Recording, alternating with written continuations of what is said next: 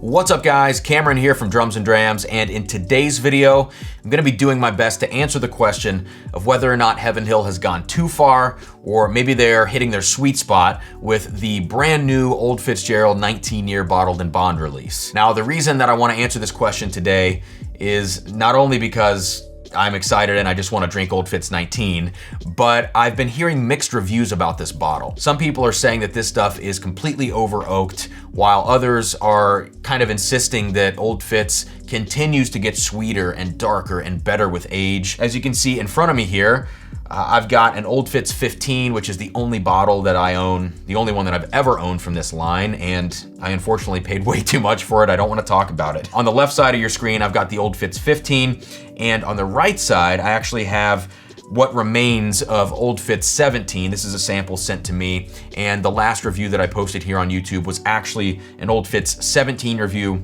where I did compare it to the 15 year. And spoiler alert, before I say anything, I'll link that video up here. I'll put it in the description of this video. But spoiler, I loved the Old Fitz 17. I thought it was fantastic. And I thought it really built on all the things that Old Fitz 15 does so well. All right, so coming into this review, I feel like the 19 is just going to continue improving on that. So that's kind of where my mindset is at the beginning of this. Now, as a bottled and bond product, it is the product of a single distiller, single distillation season, bottled at 100 proof, which is 50% ABV, age stated at 19 years, meeting the minimum 4-year requirement, of course, by about 15 extra years. So let's get into this. I want to quickly say thank you to Amy Boehm, a great supporter of the channel, a Patreon member, someone really heavily involved in the WhiskeyTube community, for sending this sample. She also sent Octomore 13.1 and a little note that said Merry Christmas. So cheers to you, Amy. Thank you so much. Guys, let's check this Old Fitz 19 out and see what we get here on the nose.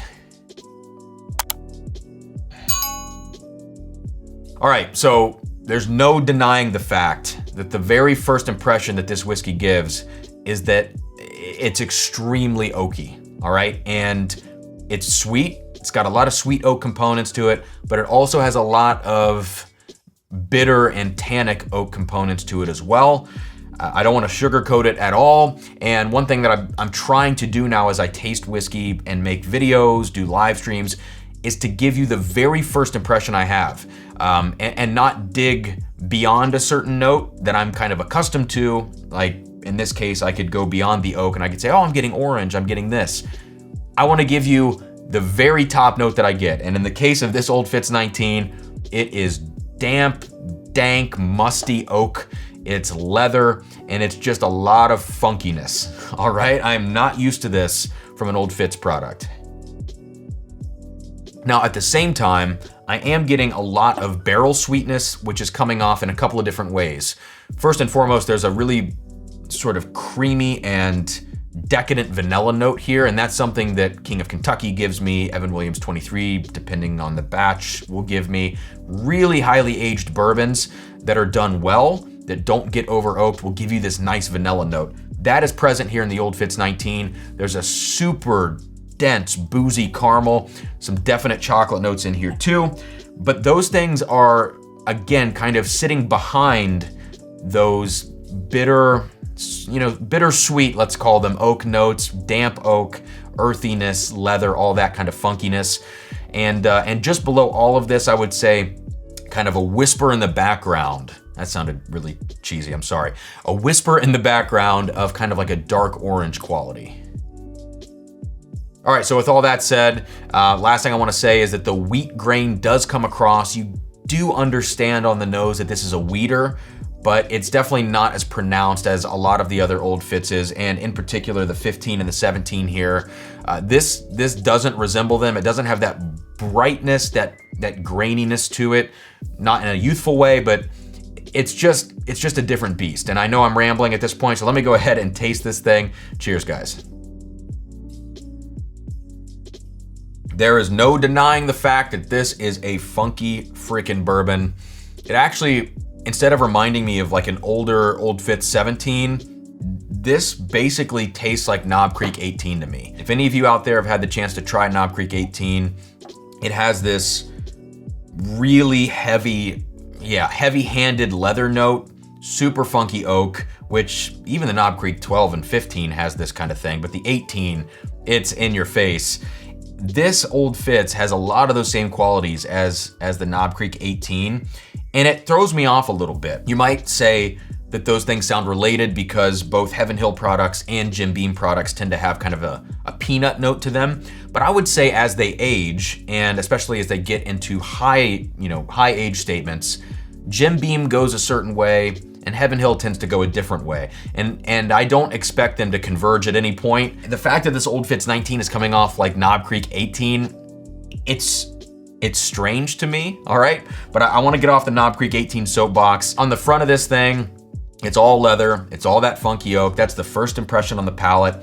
It dries your palate out just a little bit. Definitely sweetens up on the mid palate. It becomes enjoyable to drink after you get that kind of first impression out of the way. And then on the back end, the oak comes back in, the leather comes back in. Pretty darn drying there. There are some nice allspice, Christmas spice kind of notes. But all in all, I would say that this whiskey, if it hasn't kind of fallen off the oak cliff, it's standing at the edge, looking down, looking at the rocks at the bottom, the ocean at the bottom, and it's probably gonna fall off the cliff. I mean, this Old Fitz 19, I think we've maxed out the Old Fitz line. I think the 17 might have been the sweet spot. But let me do one more sip here, and then we'll do a quick side-by-side and wrap this video up.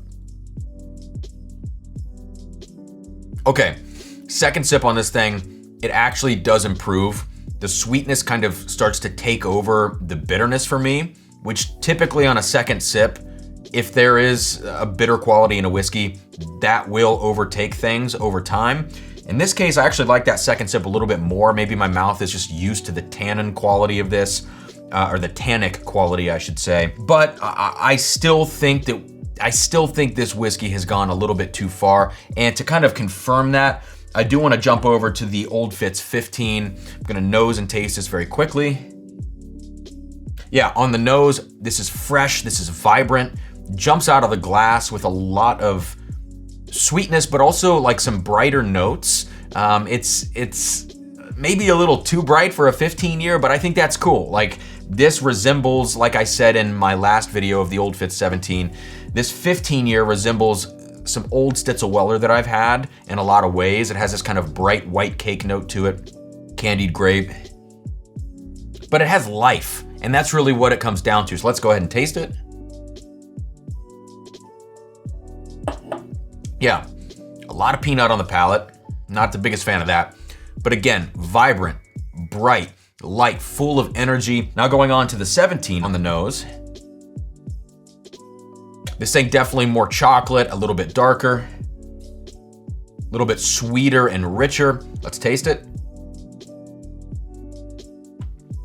That 17 year seems to be the best of both worlds. It still has a little bit of freshness to it, like the 15. It has tons of chocolate, tons of dark, sweet notes. Still not particularly fruity, and I don't think any of these are too fruity. They generally tend on the more caramel, chocolate, vanilla side of things, peanut as well. But this 17 strikes a really great balance between the 15 and the 19. And then when I kind of conclude this and go back to the 19, this thing just smells like, it smells like the great outdoors. It just has this earthiness to it. It's just too oaky. I hate to say that because I love oak. Fred Minnick, not the biggest fan of oak. Obviously an extremely famous, popular reviewer and critic of whiskey. He is not the biggest fan of oak. Matt Porter, ADHD Whiskey, on the other hand, he loves oak, and I'm kind of with Matt on this, but I do think there's a breaking point. There is an edge of the cliff, and I think the Old Fitz 19 has kind of jumped to its death, unfortunately. So on that dark note, do I recommend Old Fitz 19? I think if you see it at retail, based on the rarity, based on the fact that it's still a really fun whiskey to drink and to think about and to explore, I think, yeah, you pick this thing up at MSRP, but $900, $950, that's insanity to me. This whiskey is going to have a subset of people that really enjoy it. If you like Knob Creek 18 and you don't think it's too oaky and too funky, I think you will like Old Fitz 19. So that might be actually substantial number of people that would enjoy this, but I don't think this is a whiskey to go out and lose sleep over. I think the Old Fitz 17 is more of the whiskey that I would be waiting in a line for, although it is probably long gone at this point. So all in all, this is a very cool tasting to do. Thank you again, Amy, for sending these samples along. And for those of you out there, please let me know what you think about these whiskeys. If you've had the 15, the 17, the 19, let me know in the comments what your opinions are on these things. How much did you pay for them? That's always the million-dollar question here. If you want to help support the channel, Patreon is a great way to do that. Like, comment, subscribe, all that good stuff. Thank you for checking this video out, listening to me ramble. It's been a while since I've released a video. I know, I'm sorry, I'm a little out of practice, but what can you do? Cheers, guys. Thank you so much for checking this out, and I'll see you next time here on Drums and Drams.